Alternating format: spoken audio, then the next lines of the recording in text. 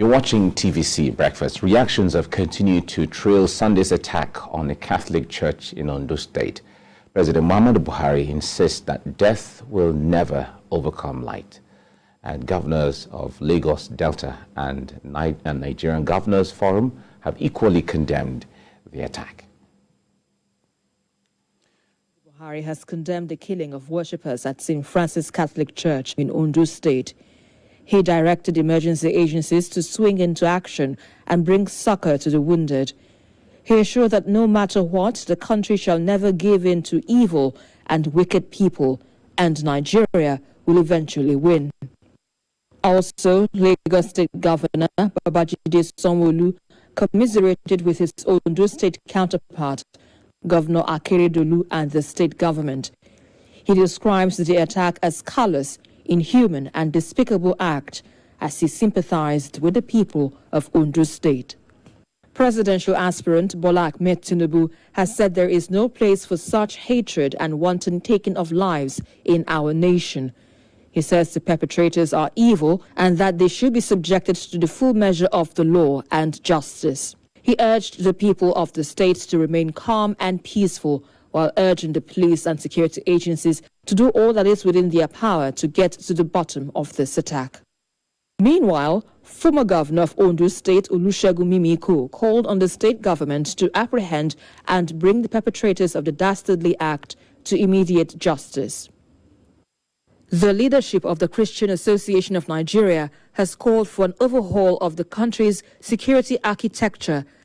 They called on security agencies to apprehend the perpetrators of the dastardly criminality. That is the background to our discussion. And joining us now to make sense of all of these is Colonel Hassan Stanlabo, retired. He's a security consultant as well as the convener, Fix Nigeria Now. It's nice to have you join us, Colonel. Thanks so much, Mike. Great. Well, it's not a happy time for anyone in Nigeria right now regarding the spate of killing over the weekend.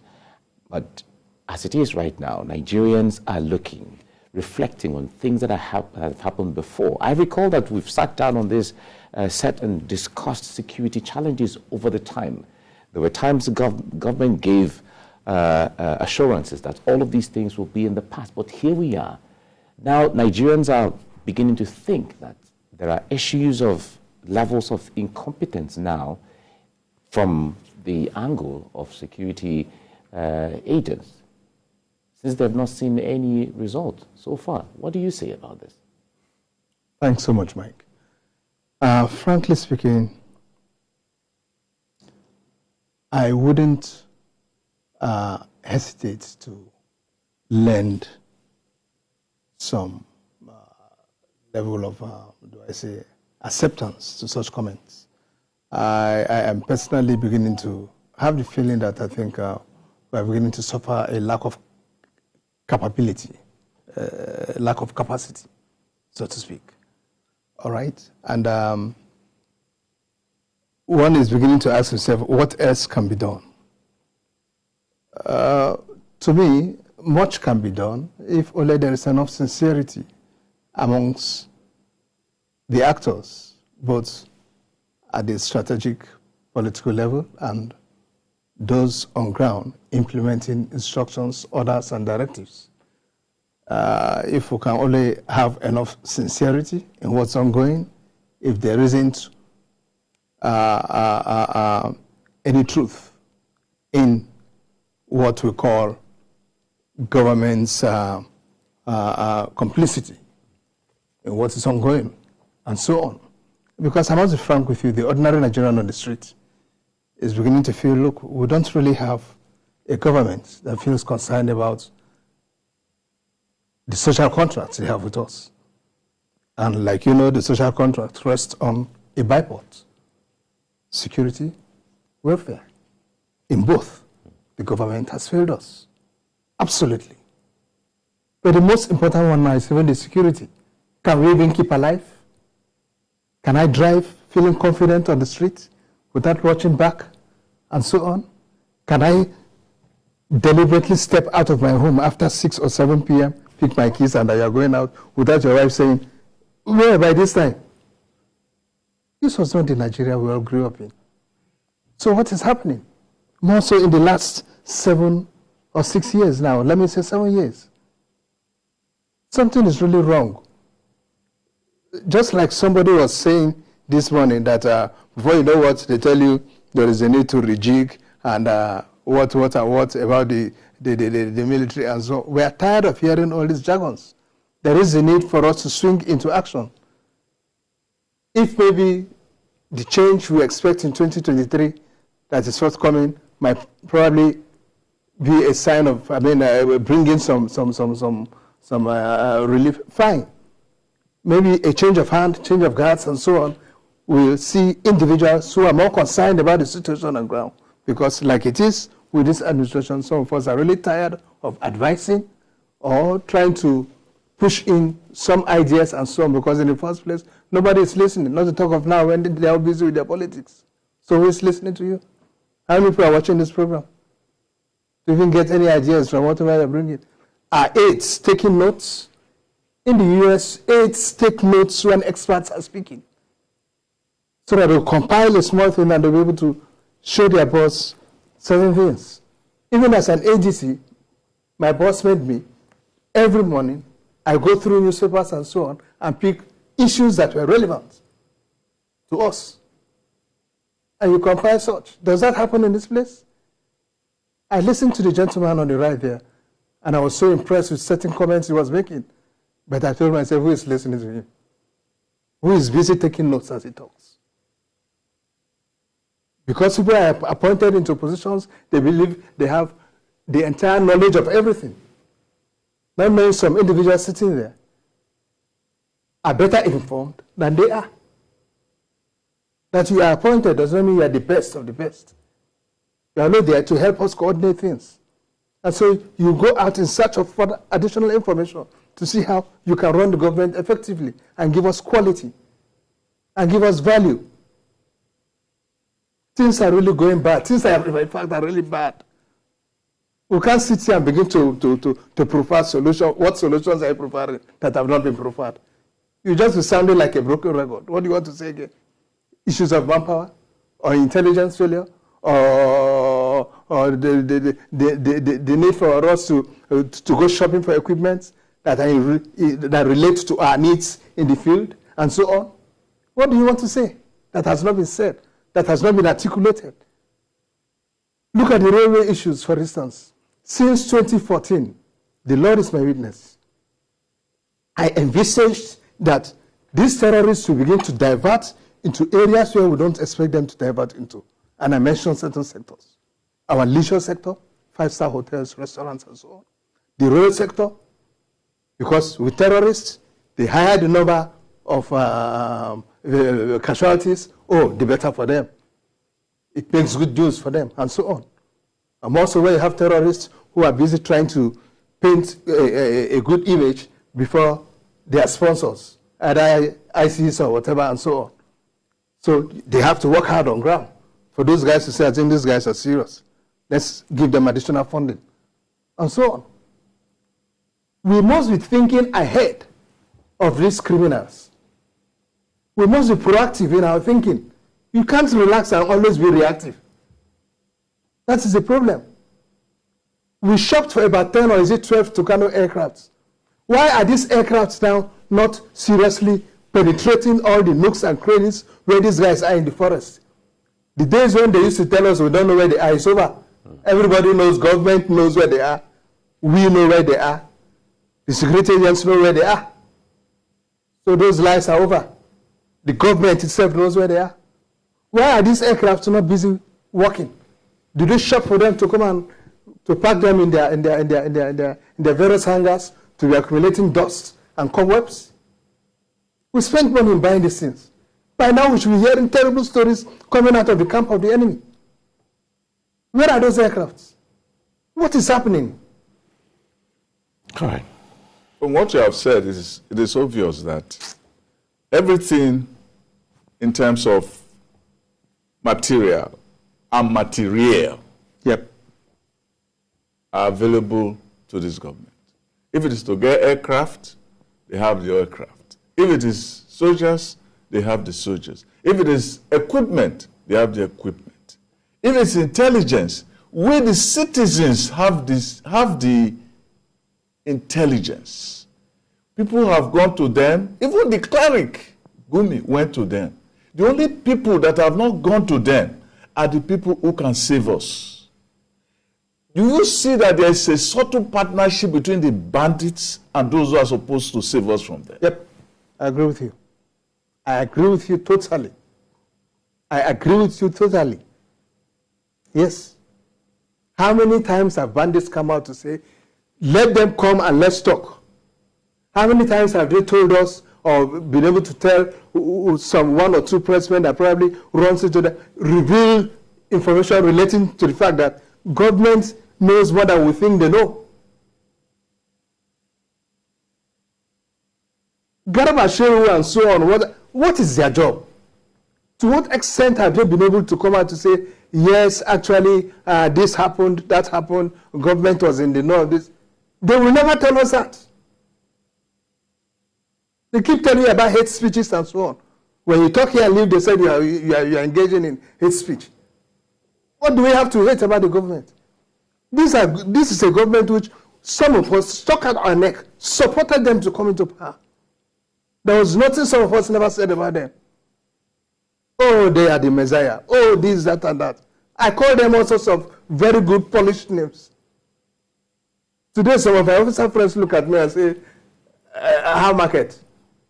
And we just laugh. I know what they mean. We all know what they say, how market? Like Obama said after he got into power and he was asking the people who voted Trump in. I said, how do you like me now?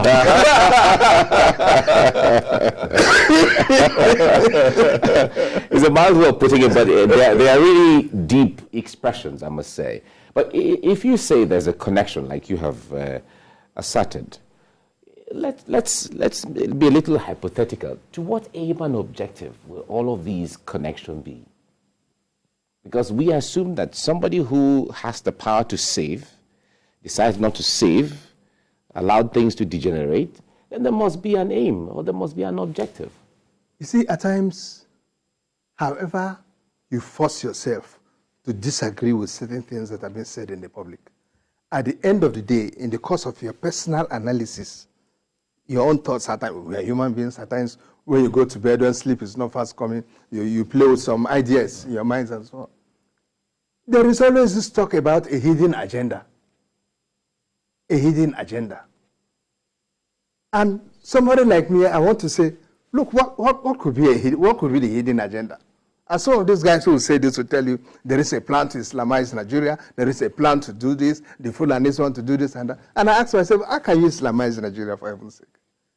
You have not finished Islamizing the Zulus in Sokoto or my people, the Southern Kaduna people. How can you Islamize the entire Nigeria? More so down south, when you have not even finished with the minority Christians and heady ones like us from Southern Kaduna. So I dismiss such talks. But then, it keeps coming and coming and coming to a point where you begin to ask yourself, could this be true? In this age? I doubt it. It's not possible. Somebody is just playing with his imaginations. You can't do that, brother. There's a statement made by a character in a play. It said, that was Coleridge, the poet Coleridge, who said that sometimes when people do evil, it is meaningless. Call it meaningless, motiveless malignity. In other words, you do evil, there's no way you can decide what is the real motive of this. Because if you say you want to Islamize Nigeria, most of the victims of these bandits are Muslims. Thank you. You see why they've gone to mosques. Yes. They've destroyed mosques. Exactly. Yes. They've fought. They've done all kinds of evil against their own people. So that does not hold water. So if it is not about killing Muslims or killing Christians, you kill both of them. So why would it be a situation where we seem to coddle them instead of exterminate them? Thank you. And that is why at that point, sorry, I know you wanted to comment.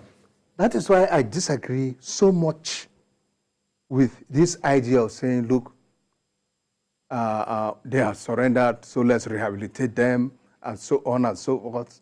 And then before you know what, we start spending the sort of money we don't even spend on their victims that are in IDP camps, waiting for the next meal. And we are here pampering some gentlemen, did I call them gentlemen? We are here pampering some people who were brought in out of the forest. In the first place, how come you were able to pull them out of the forest? Look, I am an officer, and there's a level to which I attained the level before leaving the military. I am aware that Nigeria is a signatory to certain protocols and pacts. Okay?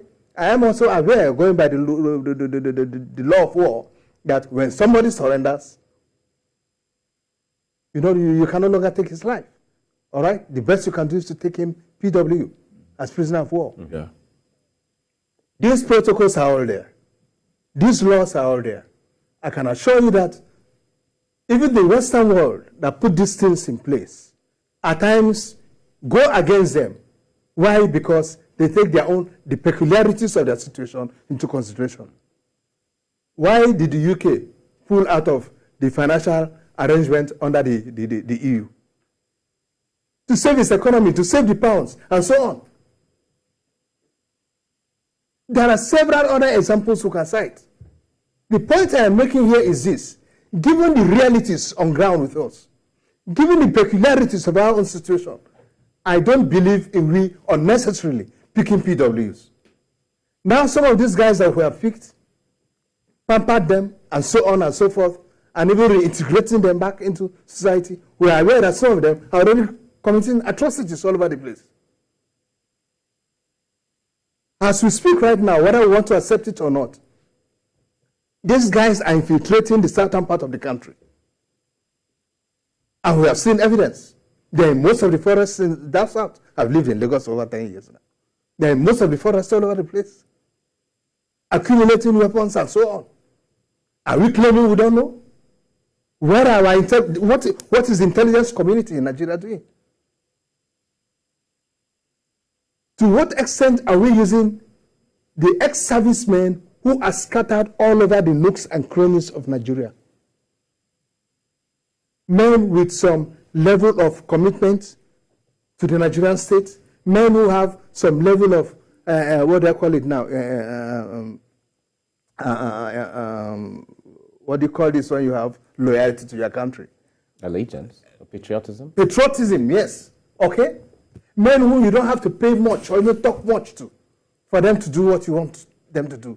Who would happily do it, believing I'm serving my country. I have done it before. I'm now my pension, and I'm doing it again. He does it with pride. Some of us are talking out of experience. I commanded an operation in Ika when I was then a bloody major. For well over 3 years, I was in charge of that operation. I know the extent to which I used servicemen, retired servicemen, within the general community. I'm talking of Ika in Akwa Ibom State, because I know we have another Ika somewhere in Delta also. But I'm talking of the Akwa Ibom State, where youths had, gone haywire, they picked up arms and all sorts of things. And the army had to move in, the president had to move in the army there. All right. Let me put you on hold a little bit, and let's cross over to our correspondent in Ondo State, Ayodiji Moradeo, who gave us a report earlier. Ayodiji, it's good to have you join us this morning. We can only imagine the situation in Ondo State. You went there, you spoke to a lot of people. Can you bring us up to speed? What is the mood like today, and what are the things going on as at today? Well, let me tell you that yesterday was a sad day for the people of Owo and Ondo State. It was a day many will not forget in a hurry. People were worshiping in the church. When the church service was about to be over, some gunmen from nowhere came and shoot many of them. As I'm talking to you, we don't know the number of casualties. Some say it's 50, some say it is 60. So the casualties are too much. And I can also tell you that many are now receiving treatment in 2 different hospitals in Owo. The first one is Federal Medical Center Owo, And the other one is St. Leo Hospital, also in Owo. The casualties, the victims there are many. And let me tell you that they need blood donors. Many of these victims lost blood in the incident, and they need blood so that they can quickly recover. And so the management of the two hospitals are calling on Nigerians, people of Ondo State, to come out and donate their blood to these victims. And the state government has said that it will get to the root of the matter, and that those who perpetrated the act will not be allowed to go unpunished. And the people who are mourning, they want action, they want government to take action and ensure that these people are brought to justice.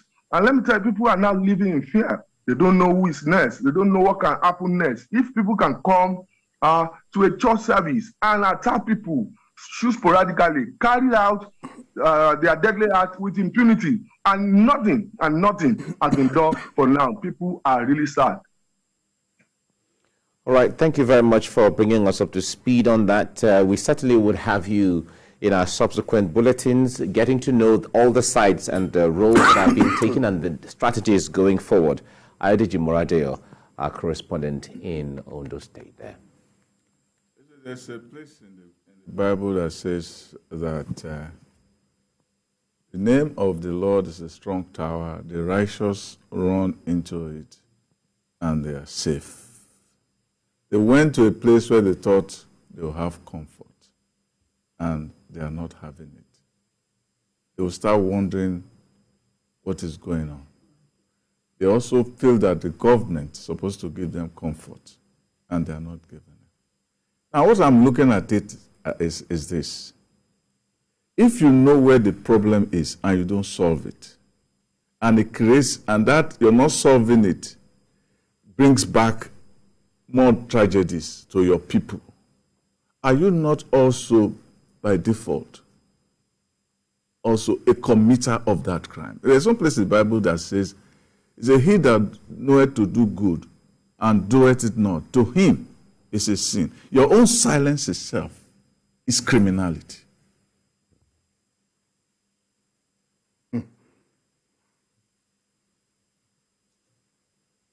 Nigeria. Yes, you don't want to say anything. I guess you're thinking deep into this regarding how. Sincerely, I don't know whether I should call it frustration or whatever, but I can't believe my country has degenerated to the level where we are today. I really can't believe it. If you had told me as a far younger officer that Nigeria will get to this level, I would tell you, no, what are you talking about? In Nigeria, we landed in Sierra Leone and we were like lords. We landed in Liberia and we performed and we were like lords. We moved in with our chest high, pulled out with our chest high, went into Darfur where I even commanded troops, pulled out, feeling fine, flying my green flag over my Land Rover, feeling good to be a Nigerian. Is this me in my country with my tail in between my legs? Feeling impotent. Feeling completely impotent. I can't believe this is me. I can't believe it. I know how I felt in the presence of foreign officers, how I carried my shoulder. I know how when you deploy, especially in Liberia, when there is a deployment of foreign troops, because it was the ECOMOG arrangement, those foreign troops don't move until you give them some complement of Nigerian soldiers. How commanders of foreign troops will come and beg you, please assist me with even a section of men. They just want the Nigerian flag to fly with them while they move. That alone is enough to intimidate the enemy. Is this the same Nigeria I'm discussing? I can't believe it. I just can't believe it. There's also the other aspect of it. Jesus that Christ. If soldiers who really went there, men in the military who are there to do service, discover that they have answers to it and they can't do it, does it not create a kind of cynical attitude within the rank and file and even the officers that, well, if we have all the Tucanos, we have all the weapons and so on, why don't we just take advantage of this and turn this into another bazaar? You go and get the Tucanos, you make your profit, You do your tour of duties, you make your money. You don't do anything. That corruption has become another problem in the fight against terror, that the men in uniform will see it as a way of making money rather than a way of fighting. Since nobody wants us to fight and kill the people, let us just make money and rejoice. It's unfortunate. Frankly, it's unfortunate that even thoughts like this are beginning to emerge because of the situation on ground, because of the frustration on ground. What is happening? What is the problem? Just what? The one that pains me most is the amount of money we invested in some of this equipment. Why are we not using them?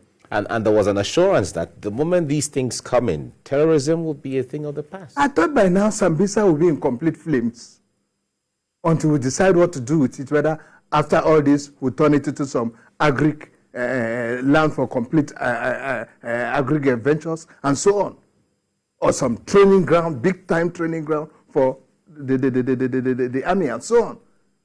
I was thinking by now a lot will be happening. Our younger pilots will be gathering so much hours of flight because of the sorties they have to be going, to bomb. My platoon was privileged to be in charge of the ECOMOG air tactical headquarters in Sierra Leone, from where, all the jets were taken off to carry out their bombings in Liberia and so on, or even part of Sierra Leone and Sierra Leone also, and back. So I had very good privilege of seeing the way these young pilots were so much happy to do what they were doing. They had no rest time. At times I pity them. In the nights, they are pulling out. You see 3-4 aircrafts taking off at the same time. You just stand and watch, see them display, take off to their directions. Within 20-30 minutes, they are back. They've completed their mission. And the next guy is hopping in. They are only coming back to recharge, taking in more bombs and so on, and the next guy is taking in, and off they go again. It was so interesting watching them. We were achieving results.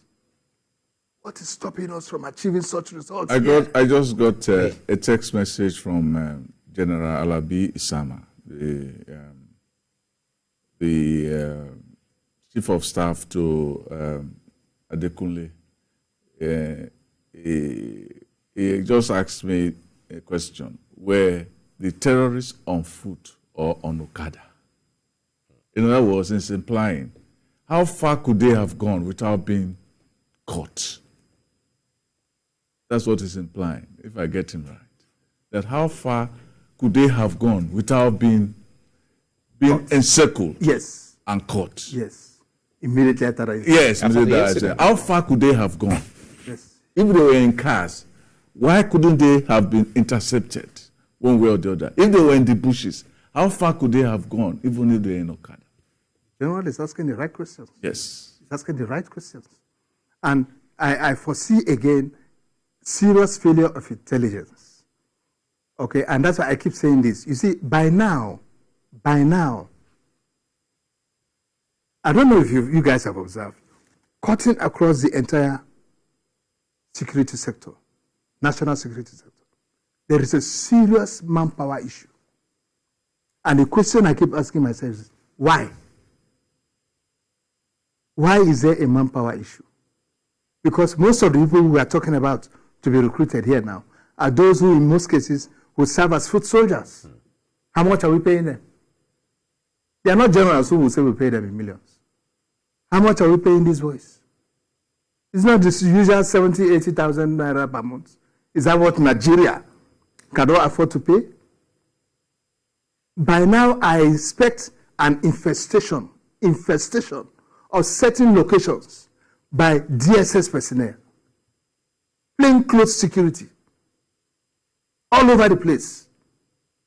Look at that window along the Kaduna-Abuja highway. That window that occupies about three villages or so, those 3 notorious communities. By now, I expect such communities to have been infested. I'm using the word infested so that you really know what I mean. The extent of it? Yes. recruit these boys, train them, push them in. Why are we suffering a manpower issue?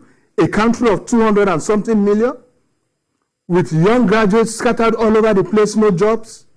Nearly each of us here has somebody depending on him who has finished school and you cannot get a job, and he's looking up to you as if you're one minister, you can create a job for him. Why all this? I thought the military now, given our present situation, would have served as a window for employment for a lot of young Nigerians, both male and female. By now, how come we cannot maintain a 1 million man army by now? We deserve it. Right. Given our size in terms of population, given our size in terms of land, and so on. And then, of course, given our commitment within the sub-region. Yeah. Even the priorities right now, the circumstances right now require that kind of mass recruitment for that purpose. But we have to leave it here now. Colonel Hassan Stanlabo, security consultant and convener, Fix Nigeria Now. We thank you very much for coming.